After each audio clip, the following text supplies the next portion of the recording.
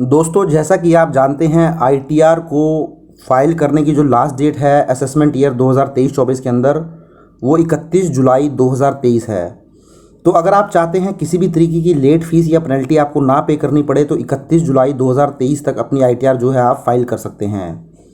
But क्या है, बहुत सारे केसेस में ऐसा होता है कि सपोज़ करें आपको लगता है कि जो डेटा आपके पास अवेलेबल है वो ऑथेंटिकेट नहीं है, आपको उसके ऊपर कॉन्फिडेंस नहीं आ रहा है, या कहीं टीडीएस वगैरह आपका रिफ्लेक्ट नहीं कर रहा है, या आप चाहते हैं किसी की एडवाइस लेना और उसके बाद ही आईटीआर को फाइल करना चाहते हैं। तो बहुत सारी सिचुएशन ऐसी भी हो सकती हैं जो डेटा आपके पास अवेलेबल हो उसके बेस पे अभी आप आईटीआर को फाइल नहीं करना चाहते हैं, उसके लिए कुछ आपको टाइम लगेगा, उसके बाद ही आप आईटीआर को फाइल करेंगे। और डेट एक्सटेंशन को लेकर भी बहुत सारी न्यूज़ जो है आती रहती हैं कि डेट बढ़ेगी या नहीं बढ़ेगी, ये कयास लगाया जा रहा है कि बढ़ भी सकती है।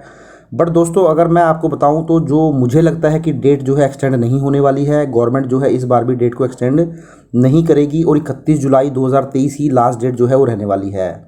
अब होता क्या है, सपोज करें अगर आप 31 जुलाई तक आईटीआर को फाइल नहीं करते हैं तो उस केस में आपको सेक्शन 139 सबसेक्शन 4 के अंदर बिलेटेड आईटीआर जो है फाइल करनी पड़ती है, और उस बिलेटेड आईटीआर के ऊपर सेक्शन 234F के अंदर आपको कुछ फीस और पेनल्टी जो है वो पे करनी पड़ती है।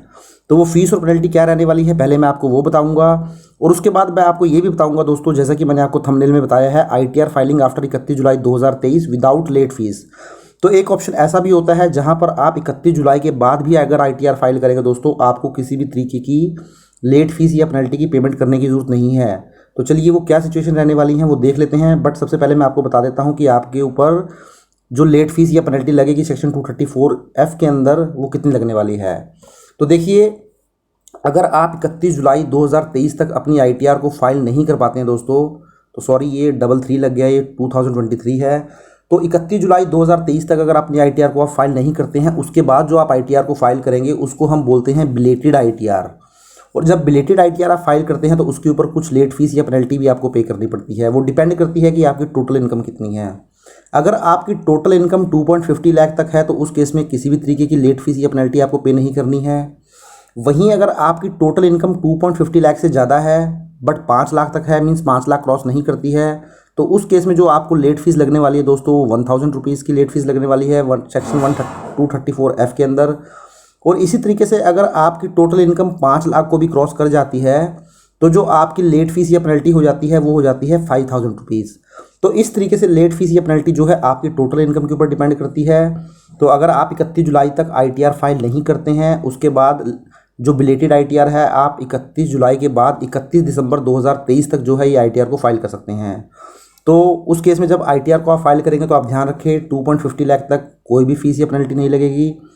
2.50 लाख से ज़्यादा और अप टू 5 लाख तक 1000 की फीस या पेनल्टी लग जाएगी। और इसी तरीके से अगर आपकी टोटल इनकम 5 लाख क्रॉस कर जाती है तो 5000 रुपीज़ की फ़ीस या पेनल्टी जो है वो लग जाएगी। तो चलिए अब मैं बता देता हूँ कि इस फीस या पेनल्टी को आप कैसे अवॉइड कर सकते हैं। तो जैसा कि मैंने वीडियो के स्टार्टिंग में ही आपको बताया था कि अभी कुछ ही दिन बाकी हैं आईटीआर को फाइल करने के लिए, 31 जुलाई क्योंकि लास्ट डेट है। तो अगर आपके पास जो डेटा अवेलेबल है उसको लेकर आपको कॉन्फिडेंस नहीं है दोस्तों, तो आप क्या करिए, आप अभी अपनी आईटीआर को उसी डेटा के बेस के ऊपर फाइल कर दीजिए। जो भी फॉर्म आपके ऊपर एप्लीकेबल होता है, चाहे वो आईटीआर 1 हो, आईटीआर 2 हो, या हो सकता है कि आप फॉर्म को लेकर भी कॉन्फिडेंट नहीं है क्योंकि आपकी सपोज करें कोई कैपिटल गेन की इनकम है, वो आपको एग्जैक्टली भी पता नहीं चल रही है।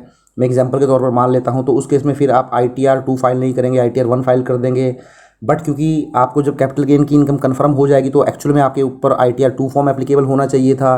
तो रिवाइज रिटर्न जब आप फाइल करेंगे तो आप उस फॉर्म को भी चेंज कर सकते हैं। सपोज अगर आपने आज आईटीआर 1 फाइल कर दी और आपको बाद में पता चलता है कि आईटीआर 2 फॉर्म एप्लीकेबल आपके ऊपर था, तो रिवाइज रिटर्न के अंदर आप आईटीआर 2 के अंदर अपनी आईटीआर जो है वो फाइल कर सकते हैं। तो अभी क्या करिए, आप जो भी डेटा आपके पास अवेलेबल है उसी डेटा के बेस पर अपनी आईटीआर को आप फाइल कर दीजिए। तो 31 जुलाई तक आपकी सेक्शन 139 सबसेक्शन 1 के अंदर आईटीआर फाइल हो जाएगी। और उसके बाद आप क्या करिए, 31 जुलाई के बाद, क्योंकि 31 दिसंबर 2023 तक का आपके पास टाइम रहेगा आईटीआर को रिवाइज करने का, तो उसके बाद आप अपनी उस आईटीआर को जो आपने फाइल कर चुके हैं 31 जुलाई से पहले, जो रॉन्ग डेटा के साथ आपने फाइल की थी, उस डेटा को आप करेक्ट कर लीजिए रिवाइज रिटर्न के अंदर।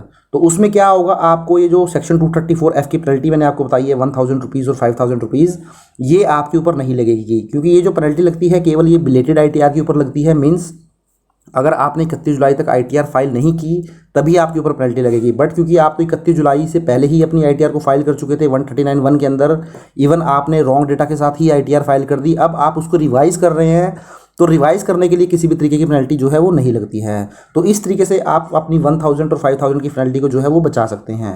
तो इस तरीके से दोस्तों आप भी इस पॉइंट को ध्यान रखें, और अगर आपका ये साथ भी कुछ ऐसी सिचुएशन बन रही है तो आप अपनी रॉन्ग डेटा के साथ ITR फाइल कर दीजिए, और उसके बाद 31 जुलाई के बाद इसको रिवाइज कर लीजिए। किसी भी तरीके की लेट फीस और पेनल्टी आपको नहीं पे करनी पड़ेगी। तो आशा करता हूं दोस्तों वीडियो आपको अच्छा लगा होगा। वीडियो अच्छा लगा तो इसको लाइक करें, शेयर करें, और चैनल को आपने सब्सक्राइब नहीं किया है तो चैनल को भी जरूर सब्सक्राइब कर लें। Thank you very much, have a nice day, take care.